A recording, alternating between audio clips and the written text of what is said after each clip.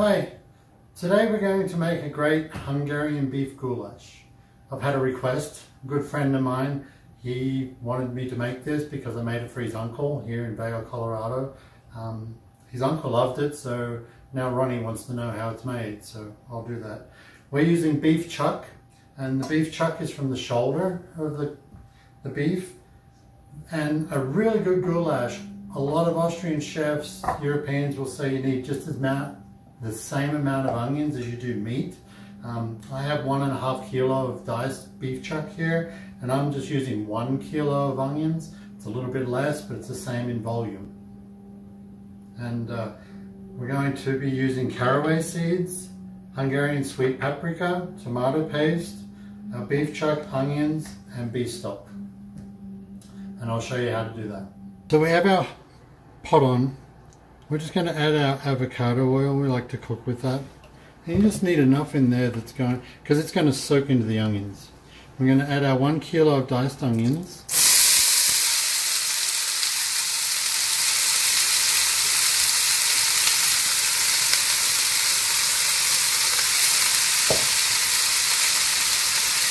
A little salt just to start with to taste, and we'll be correcting that later. We're going to just stir these in, and we want to cook out these onions before we add the paprika, caraway seeds, and tomato paste. So these onions have been cooking for about 5 to 10 minutes, and you can see they're starting to be a little opaque, a little see-through. So what we're going to do now is add our 1 tablespoon of caraway seeds, 4 tablespoons of paprika, and we'll stir that in.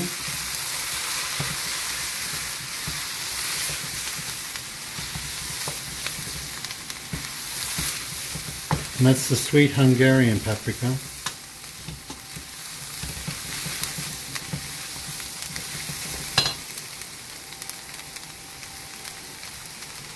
Then I'm adding 1 12-ounce can of tomato paste. I'm going to stir that through. Then we're going to turn the element down a little bit and just cook it slowly to help darken that tomato paste.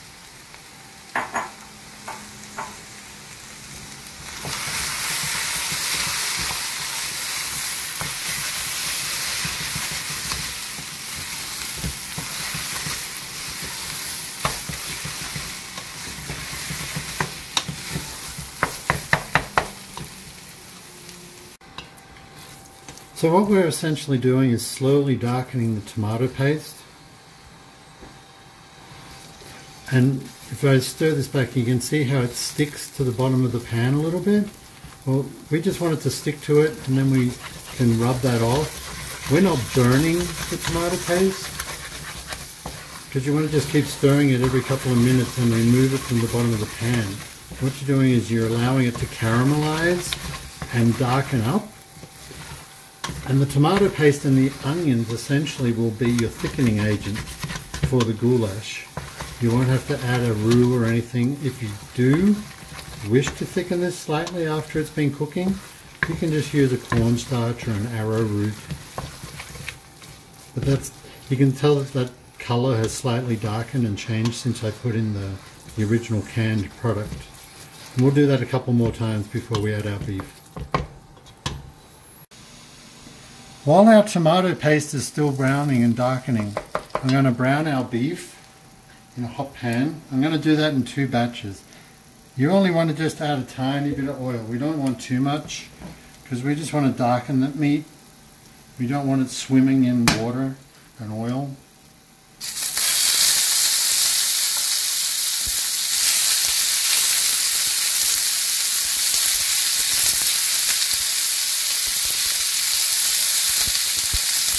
You just season it lightly because we've already seasoned the tomatoes a little bit.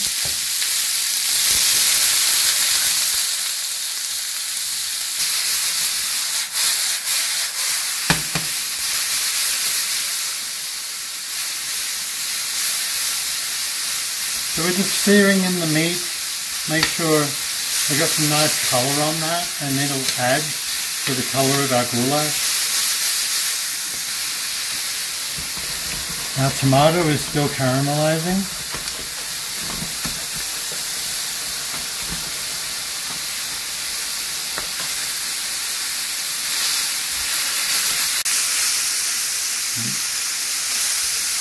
So we're going to add our beef to our tomato and onions now.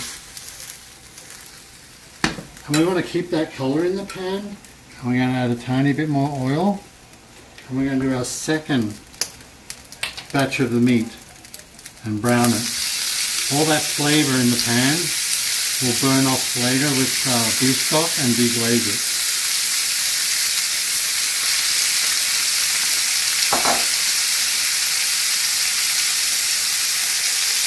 We're going to season lightly, and then we can correct the season later.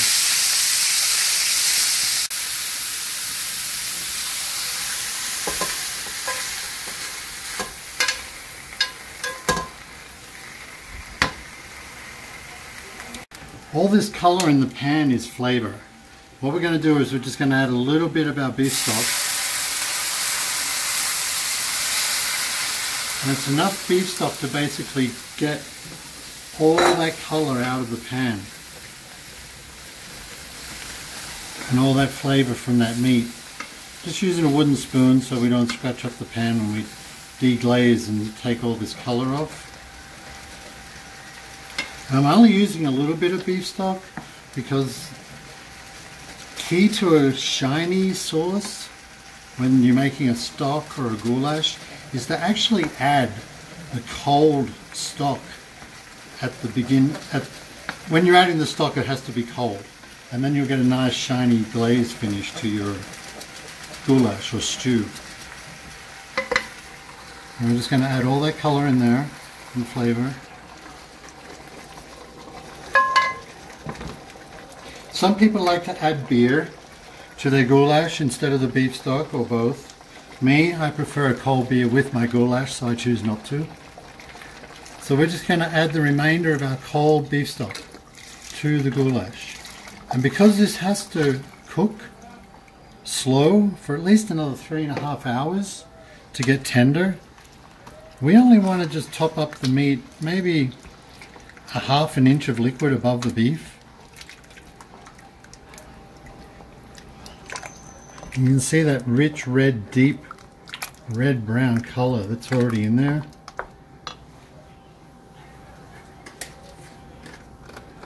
Just going to add a little bit more.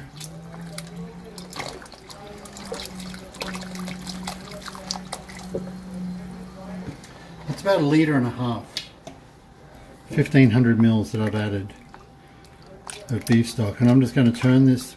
We'll bring it to heat first, and then we'll just turn it down slow, and we'll put the lid on, and we'll occasionally stir it every 15 to 20 minutes. Make sure it's not sticking to the bottom, and we're going to cook this for about 3 hours.